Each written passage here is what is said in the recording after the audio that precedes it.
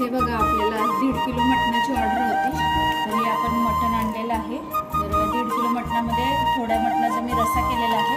इकडे बघा सुक्कं पण बनवलेलं आहे, मटण सुक्कं सांगितलं होतं त्यांनी। किलो बोंबील फ्राय आहेत आपले। तर हे बघा बोंबील आपले कसे पीस एकदम मस्त क्रिस्पी केलेले आहेत। मी बॉईल केलेले अंडे आहेत 15 किलो। भात आहे इंद्रायणी भात आपला।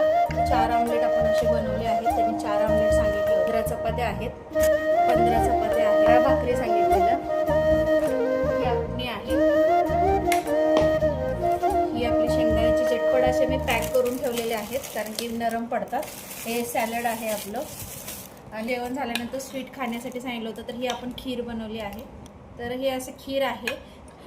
ह्या पूर्ण जेवणाची आपल्या प्राइस राहणार आहे 4,500 रुपये, आणि ह्याच्यामध्ये आपले 8 लोक पोट भरून खाऊ शकतात असे।